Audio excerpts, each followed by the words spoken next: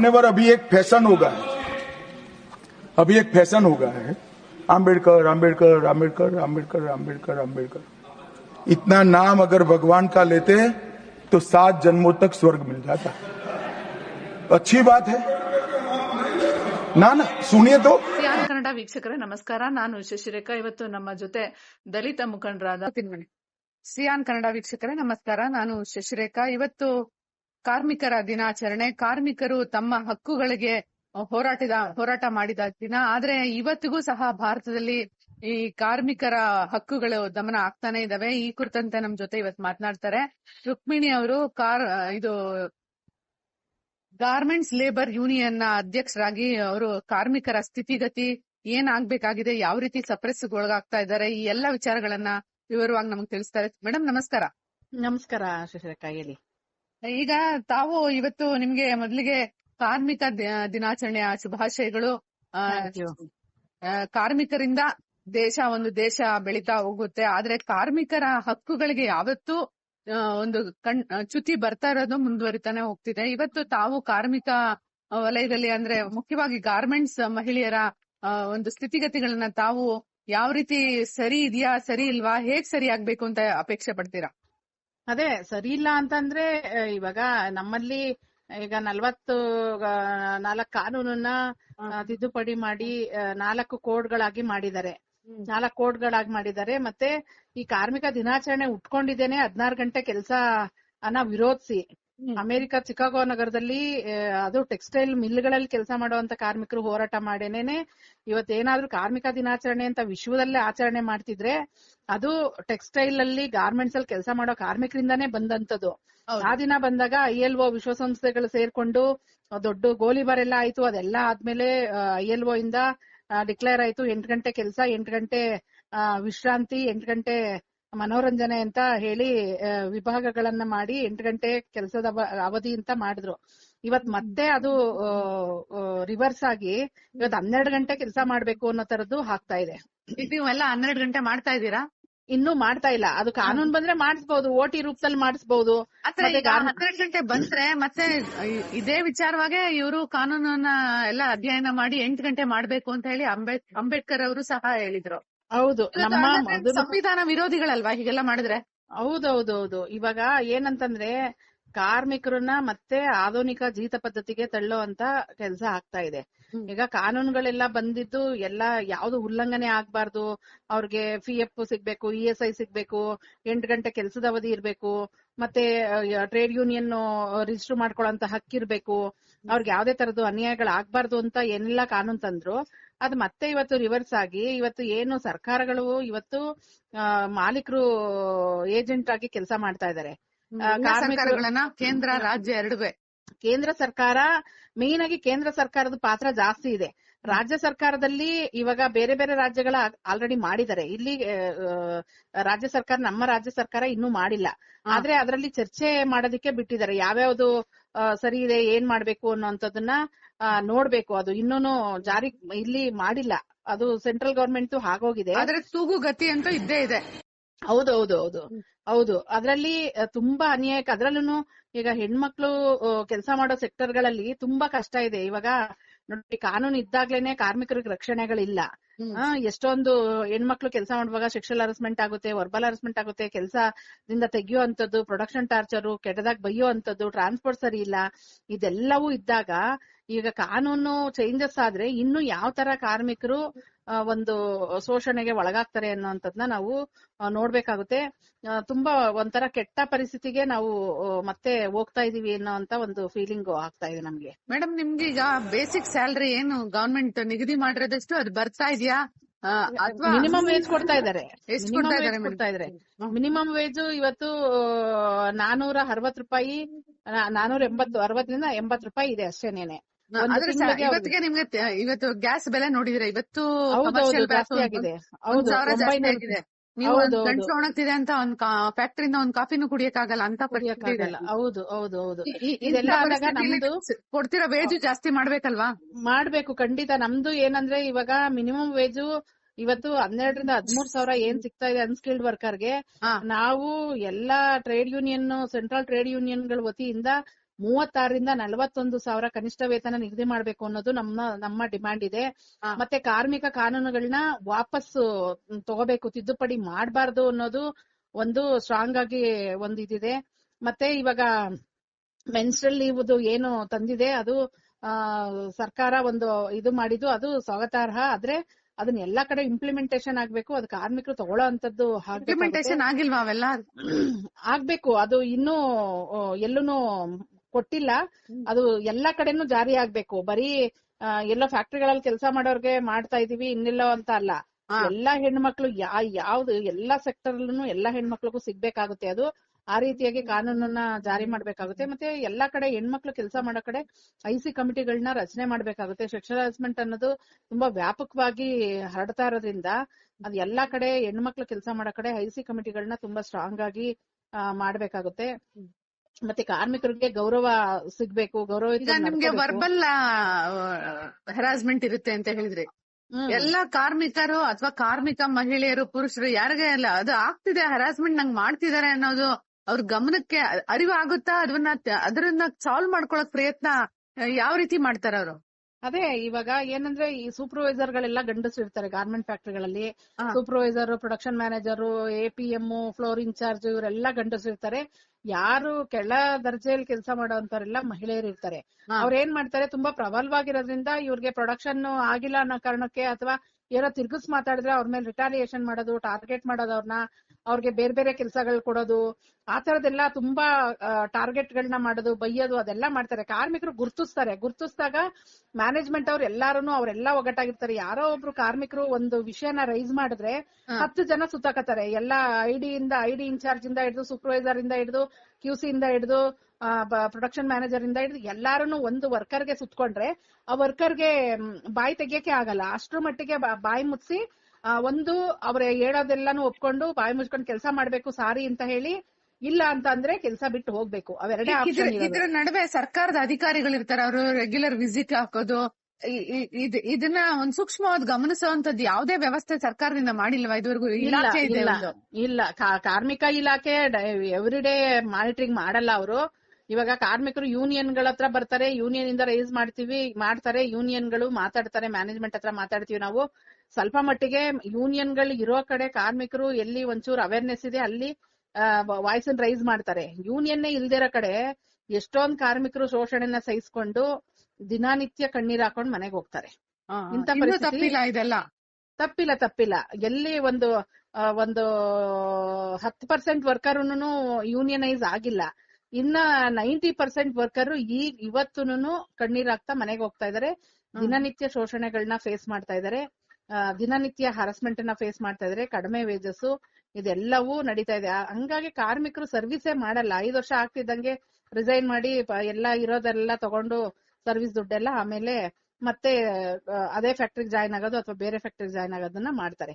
ಅವರು life long ಅವರು age ಆದಂತ ಕಾಲಕ್ಕೆ, ರಿಟೈರ್ಡ್ ಆದಂತ ಕಾಲಕ್ಕೆ ಅವ್ರಿಗೆ ಯಾವ್ದೇ ಭವಿಷ್ಯ ಇಲ್ಲ, ಅವ್ರಿಗೇನು ಭದ್ರತೆ ಇಲ್ಲ. ಕಾರ್ಮಿಕರಿಗೆ ಅವ್ರಿಗೆ ಹೆಂಗೆ ಜೀವನ ಮಾಡ್ತಾರೆ ಹೆಣ್ಮಕ್ಳು? ಈ ತರದ ಪರಿಸ್ಥಿತಿಯಲ್ಲಿ ಗಾರ್ಮೆಂಟ್ ಕಾರ್ಮಿಕರು ಕೆಲಸ ಮಾಡ್ತಾ ಇದಾರೆ. ಅಂದ್ರೆ ಇದು ಒಂದು ಕೆಲಸ ಮಾಡ್ಬೇಕಂದ್ರೆ ಈ ಸೆಕ್ಷುವಲ್ ಹರಾಸ್ಮೆಂಟ್ ತಡ್ಕೋಬೇಕು ಅನ್ನೋದು ಒಂದು ಭಾಗ ತರ ಆಗಿದೆಯಾ ಈಗಿನ ಪರಿಸ್ಥಿತಿಯಲ್ಲಿ? ಹೌದೌದು. ಇವಾಗ ಒಂದು ಐಸಿ ಕಮಿಟಿಗಳು ಮಾಡಿದ್ರೆ ಕಾರ್ಮಿಕರು ಓಪನ್ ಆಗಿ ಅಲ್ಲಿ ಹೋಗಿ ಹೇಳ್ಕೊಂಡು ಧೈರ್ಯವಾಗಿ ಹೇಳಿ ಅವ್ರಿಗೆ ನ್ಯಾಯ ಸಿಗುತ್ತೆ ಅನ್ನೋದು ಏನಿಲ್ಲ. ಕೆಲವೊಂದ್ ಕಡೆ ನಾನು ಹೇಳ್ದಂಗೆ ಯೂನಿಯನ್ ಇರೋ ಕಡೆ ಸ್ವಲ್ಪ ಮಟ್ಟಿಗೆ ನೋಡ್ತಾ ಇದಾರೆ, ಏನಾದ್ರು ಬಂದ್ರೆ ಕಂಪ್ಲೇಂಟ್ ಆಕ್ಷನ್ ಮಾಡ್ತಾರೆ, ಎನ್ಕ್ವೈರಿ ಮಾಡ್ತಾರೆ, ಎಲ್ಲಾ ಮಾಡ್ತಾರೆ. ಆದ್ರೆ ಯೂನಿಯನ್ ಇಲ್ದೇ ಇರೋ ಕಡೆ ಆ ಕಾರ್ಮಿಕರನ್ನೇ ಸರಿ ಇಲ್ಲ ಅನ್ನೋ ತರ ಬಿಂಬಿಸ್ಬಿಟ್ಟು ಅವ್ರು ಕೆಲಸ ಬಿಟ್ಟು ಹೋಗ್ಬೇಕು, ಇಲ್ಲ ಅಂದ್ರೆ ಅವ್ರು ಮಾಡೋಂತ ಶೋಷಣೆಗಳನ್ನ ಸಹಿಸ್ಕೊಂಡು ಅಡ್ಜಸ್ಟ್ ಮಾಡ್ಕೊಂಡು ಹೋಗ್ಬೇಕಾಗುತ್ತೆ. ಮೇಡಮ್, ತಾವು ಯೂನಿಯನ್ ನ ಮುಖ್ಯಸ್ಥರಾಗಿ ಈಗ ಬೆಂಗಳೂರು ವಲಯದಲ್ಲಿ ಮಾತ್ರನಾ ಇಡೀ ಕರ್ನಾಟಕವನ್ನು ತಾವು ಓಡಾಡ್ತಾ ಇರ್ತೀರಾ? ಹೇಗಿದೆ ಸ್ಥಿತಿಗತಿ ಎಲ್ಲ? ನಾವು ಕರ್ನಾಟಕ ಪೂರ್ತಿ ಎಲ್ಲಿ ಸಮಸ್ಯೆಗಳು ಅಂತ ಕಾರ್ಮಿಕರು ಫೋನ್ ಮಾಡಿದ್ರು ಅಲ್ಲೆಲ್ಲ ಹೋಗ್ತೀವಿ. ಎಲ್ಲೇ ಸಮಸ್ಯೆ ಬಂದ್ರು ತಗೋತೀವಿ. ನಮ್ದು ಗಾರ್ಮೆಂಟ್ ಲೇಬರ್ ಯೂನಿಯನ್ ಕರ್ನಾಟಕ ರಾಜ್ಯಾದ್ಯಂತ ಕೆಲಸ ಮಾಡಕ್ಕೆ ರಿಜಿಸ್ಟ್ರೇಷನ್ ಆಗಿರೋದು. ಎಲ್ಲಿ ಕಾರ್ಮಿಕರು ಸಮಸ್ಯೆ ಬಂದ್ರು ನಾವು ಅಲ್ಲಿಗೆ ಹೋಗ್ತೀವಿ. ಮೇಡಮ್, ಇವಾಗ ನಮ್ ಭಾರತ ಪ್ರೊಡಕ್ಷನ್ ಉತ್ಪಾದನಾ ಕ್ಷೇತ್ರದಲ್ಲಿ ಕುಸಿತಾ ಇದೆ.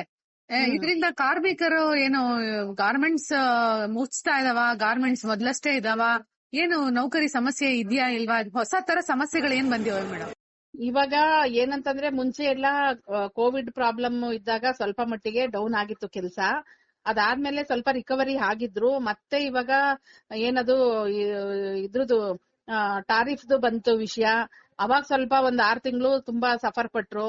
ಮತ್ತೆ ಇವಾಗ ಸರಿ ಹೋಯ್ತು ಅನ್ನೋಷ್ಟ್ರೊಳಗಡೆ ಯುದ್ಧ ಅದು ಒಂದು ಇದಿದೆ ಭೀತಿ. ಆದ್ರೆ ಗಾರ್ಮೆಂಟ್ ಫ್ಯಾಕ್ಟರಿಗಳಲ್ಲಿ ಈಗ ಸದ್ಯಕ್ಕೇನು ಪ್ರಾಬ್ಲಮ್ ಆಗಿಲ್ಲ, ಕೆಲಸ ನಡೀತಾ ಇದೆ. ಇದೇ ತರ ಯುದ್ಧ ಕಂಟಿನ್ಯೂ ಆದ್ರೆ ಇನ್ನೊಂದು 6 ತಿಂಗಳು ಏನಾದ್ರು ಕಂಟಿನ್ಯೂ ಆದ್ರೆ ಸಿಕ್ಕಾಬಟ್ಟೆ ಪ್ರಾಬ್ಲಮ್ಮು ಆಗುತ್ತೆ. ಕಾರ್ಖಾನೆಗಳಿಗೆ ಯಾವ್ದು ಈ ಕಚ್ಚಾ ವಸ್ತುಗಳು ಅದು ಇದು ಬರೋದೆಲ್ಲ, ಮತ್ತೆ ಇದು ಸಿಲಿಂಡರ್ ಬೆಲೆ ಇವಾಗ ಆಗ್ಲೇ ಜಾಸ್ತಿ ಆಗಿದೆ. ಈ ತರದೆಲ್ಲ ಆದಾಗ ಕಂಪನಿಗಳು ನಡ್ಸೋದನ್ನು ಕಷ್ಟ ಆಗುತ್ತೆ. ಕಾರ್ಮಿಕರು ತುಂಬಾ ಜನ ಕೆಲಸ ಕಳ್ಕೊಳ್ಳುವಂತ ಪರಿಸ್ಥಿತಿಗಳು ಬರಬಹುದು. ಈಗ ಹಳ್ಳಿಗೆ ಹೋಗೋಣ ಅಂದ್ರೆ ಹಳ್ಳಿಲೆಲ್ಲ ಈಗ ನೋಡಿ ಬಿಡ್ದಿನೇ ನಾವು ಉಪನಗರ ಮಾಡ್ತೀವಿ ಅಂತ ಹೇಳ್ತಿದ್ದಾರೆ. ನೀವು ನೋಡಿದಂಗೆ ಬೆಂಗಳೂರಲ್ಲೇ ಜನ ಇವತ್ತು ಕಡಿಮೆ ಆಗಿದ್ದಾರೆ. ನೀವು ಓಡಾಡ್ತಿದ್ದೀರಲ್ಲ ಬೆಂಗಳೂರಲ್ಲಿ, ಇವತ್ತು ಜನದ ಹತ್ರ ದುಡ್ಡಿದ್ರು ಎಲ್ಲ ಕೆಲವು ಶ್ರೀಮಂತರ ಹತ್ರ ಇರುತ್ತೆ, ಸಾಮಾನ್ಯರಿಗೆ ದುಡ್ಡು ಸಿಗ್ತಾ ಇಲ್ಲ. ಇವರು ಈಗ ನೀವೇನಾದ್ರು ಬಿಡದಿಯ ಸುತ್ತಮುತ್ತ ಇದ್ರೆ ನಿಮ್ಮ ಜಮೀನುಗಳನ್ನ ಕಿತ್ಕೋತಾರೆ. ಹಾಗಾದ್ರೆ ಬಡವರು ಹೇಗ್ ಬದುಕ್ಬೇಕು? ಈ ನಿಟ್ಟಿನಲ್ಲಿ ಏನಾದ್ರು ತಾವು ಸಂಘಟಿತರಾಗ್ತಿದ್ದೀರಾ? ಅವೇರ್ ಆಗ್ತಿದ್ಯಾ ಈ ರೀತಿ ಒಂದು ಕಾರ್ಮಿಕರಿಗೆ? ಇಲ್ಲ ಕಾರ್ಮಿಕರಿಗೆ ಅದ್ರ ಬಗ್ಗೆ ಜ್ಞಾನನೇ ಇಲ್ಲ. ರಾಜಕೀಯವಾದ ನೀತಿ ಸರಿ ಇರ್ಬೇಕು ಅಂತ ನೀವು ಅವ್ರನ್ನ ಒತ್ತಾಯ ಮಾಡ್ಬೇಕಲ್ವಾ? ಅದೇ ಕಾರ್ಮಿಕರಿಗೆ ಅದು ಆ ಜ್ಞಾನ ಇಲ್ಲ. ಯಾಕೆ ಅಂತಂದ್ರೆ ಕಾರ್ಮಿಕರಿಗೆ ದಿನನಿತ್ಯದ ಹೊಟ್ಟೆ ಚೀಲ ತುಂಬಿಸ್ಕೊಳ್ಳೋದ್ರಲ್ಲಿ ಅವ್ರ ಗಮನ ಇದೆ.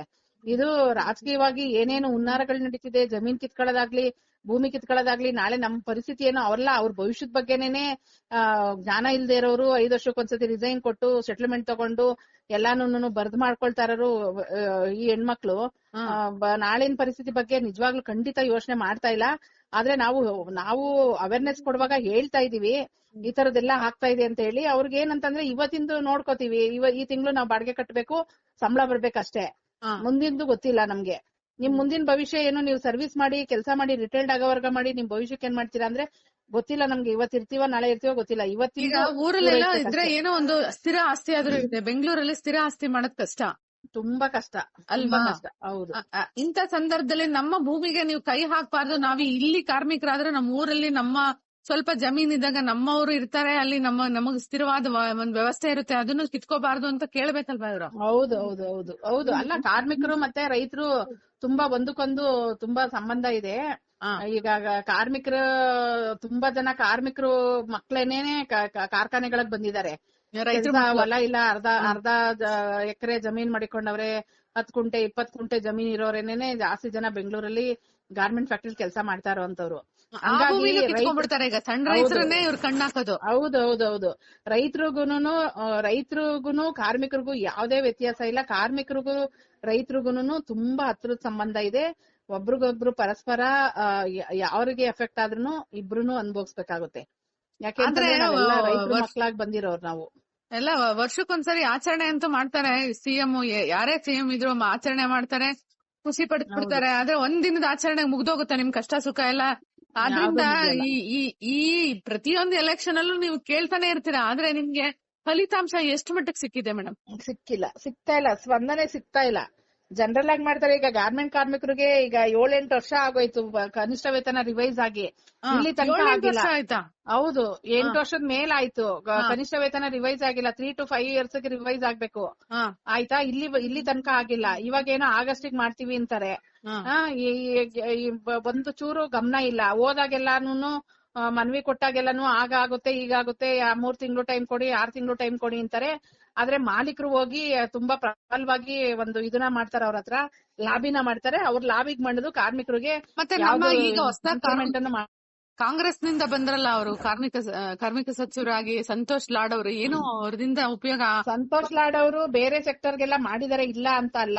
ಬೇರೆ ಗಿಗ್ ವರ್ಕರ್ದು, ಕಟ್ಟಡ ಕಾರ್ಮಿಕರದ್ದು ಏನೋ ಸ್ವಲ್ಪ ಮಾಡ್ತಾ ಇದಾರೆ, ಮಾಡೇ ಇಲ್ಲ ಅಂತ ಹೇಳಕ್ಕಾಗಲ್ಲ. ಆದ್ರೆ ಗಾರ್ಮೆಂಟ್ ಕಾರ್ಮಿಕರ ವಿಷಯದಲ್ಲಿ ಗಾರ್ಮೆಂಟ್ ಆಗೋಗಿದೆ ಅಂದ್ರೆ ಅವರು ಗಮನ ಹರಿಸಬೇಕಾಗಿತ್ತಲ್ವಾ? ಗಮನ ಹರಿಸಬೇಕಾಗಿತ್ತು. ತುಂಬಾ ಸರಿ ಮಾತಾಡಿದೀವಿ ಕೂಡ. ಅದ್ ಯಾಕೆ ಮಾಡ್ತಾ ಇಲ್ವೋ ಗೊತ್ತಿಲ್ಲ. ಆದ್ರೆ ಏನೋ ಆಗಸ್ಟ್ ಅಲ್ಲಿ ಆಗುತ್ತೆ ಅಂತ ಇದಾರೆ, ಗೊತ್ತಿಲ್ಲ, ನೋಡ್ಬೇಕು. ಆದ್ರೆ ಇಲ್ಲಿ ತನಕ ಆಗಿಲ್ಲ. ಅದಂತೂ ತುಂಬಾ ಬೇಸರದ ವಿಚಾರ. ಗಾರ್ಮೆಂಟ್ ಕಾರ್ಮಿಕರ ವಿಷಯದಲ್ಲಿ ಸರ್ಕಾರ ಮಲತಾಯಿ ಧೋರಣೆಯನ್ನ ತೋರಿಸ್ತಾ ಇದೆ. ಮತ್ತೆ ಈಗ ನೀವು ಕಾರ್ಮಿಕರಂದ್ರೆ ಕಾರ್ಮಿಕರು, ಅದೇ ಹೆಣ್ಣು ಮಕ್ಳಾಗ್ಲಿ ಗಂಡ್ ಮಕ್ಳಾಗ್ಲಿ, ಈ ಕಾರ್ಮಿಕರ ಗಂಡಸರಿಗಿಂತ ಜಾಸ್ತಿ ಲೇಡೀಸ್ಗೆ ತುಂಬಾ ಪ್ರಾಬ್ಲಮ್ಸ್ ಇದಾವೆ.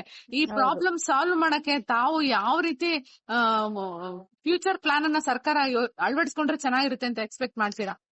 ಅಲ್ಲ, ಸಂಘಟನೆಗಳಿಗೆ ಪ್ರಾಮುಖ್ಯತೆ ಕೊಡಬೇಕು. ಏನಾದ್ರೂ ಸಮಸ್ಯೆಗಳಿದ್ದಾಗ ರೆಸ್ಪಾಂಡ್ ಮಾಡ್ಬೇಕು. ಲೇಬರ್ ಡಿಪಾರ್ಟ್ಮೆಂಟ್ ಇಮಿಡಿಯೇಟ್ ಆಗಿ ಕೇಸ್ಗಳನ್ನ ತಗೋಬೇಕು, ಬೇಗ ರಿಸಾಲ್ವ್ ಮಾಡ್ಬೇಕು. ಅದೆಲ್ಲ ಆದ್ರೆ ಸ್ವಲ್ಪ ಬಗೆಹರಿಯುತ್ತೆ ಯೂನಿಯನ್ ಇಂದ.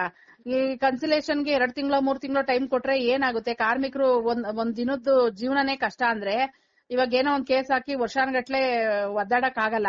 ಅದನ್ನೆಲ್ಲ ಸೀರಿಯಸ್ ಆಗಿ ತಗೋಬೇಕು, ಇಮಿಡಿಯೇಟ್ ಆಗಿ ಸಾಲ್ವ್ ಮಾಡೋ ತರ ಆಗ್ಬೇಕು. ಮತ್ತೆ ಗಾರ್ಮೆಂಟ್ ಕಾರ್ಮಿಕರು ಹೆಣ್ಮಕ್ಳಿಗೆನೆ ಬೇರೆ ಬೇರೆ ಶೆಲ್ಗಳನ್ನ ಮಾಡ್ಬೇಕು.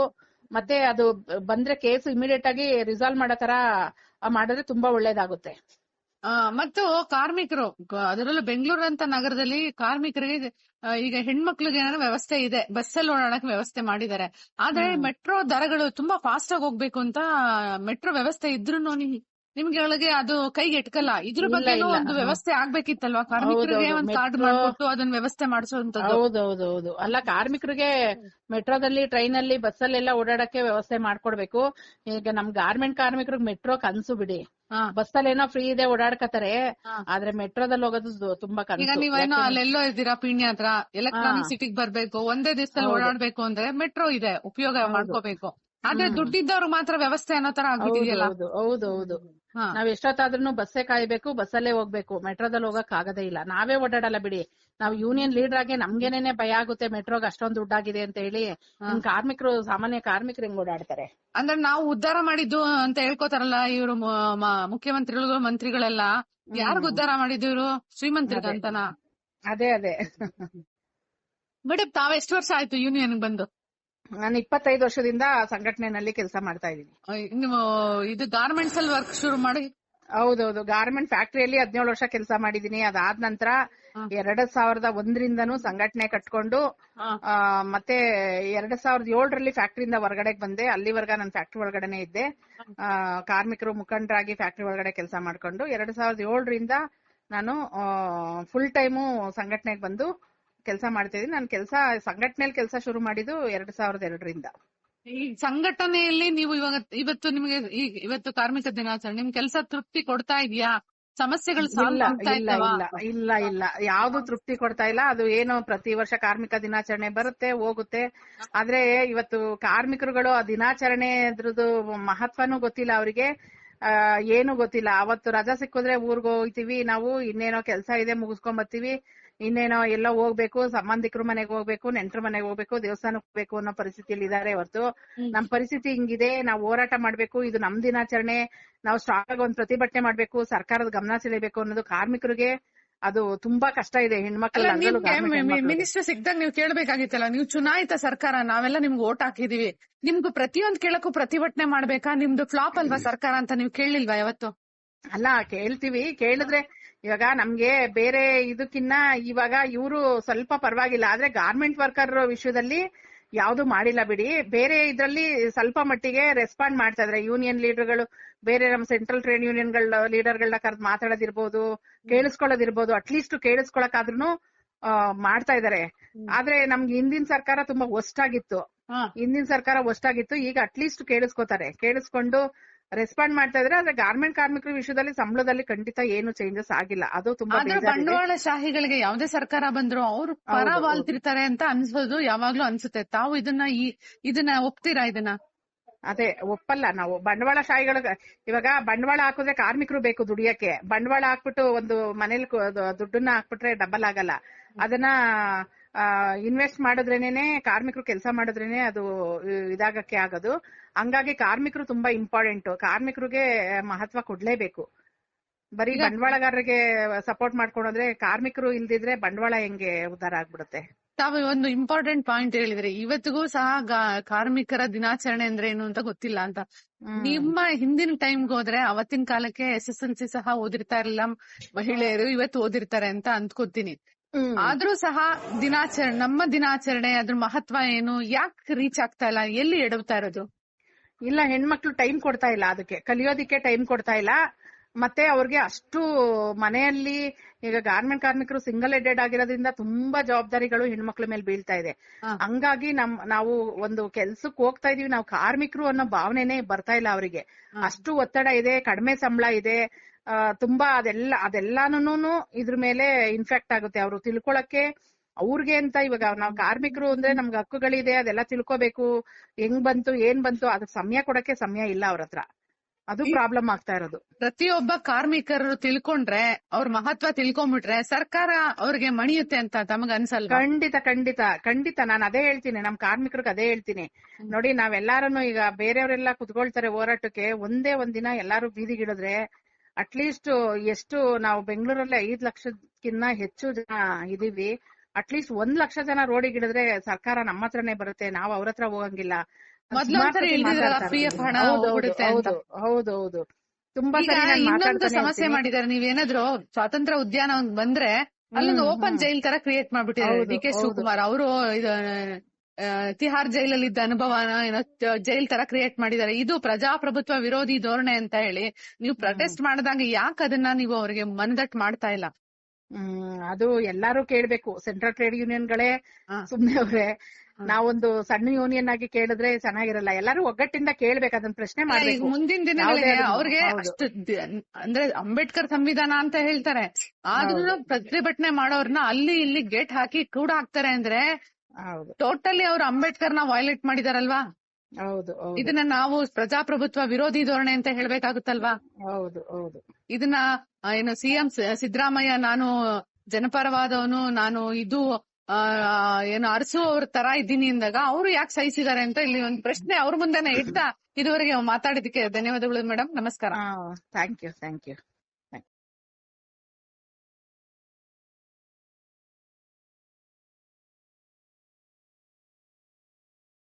ಸಿಯಾನ್ ಚಾನೆಲ್ ನೋಡ್ತಾ ಇರಿ, ಸಬ್ಸ್ಕ್ರೈಬ್ ಆಗಿ, ಲೈಕ್ ಮಾಡಿ, ಶೇರ್ ಮಾಡಿ. ಮುಕ್ತ ಪತ್ರಿಕೋದ್ಯಮವನ್ನು ಬೆಂಬಲಿಸಿ.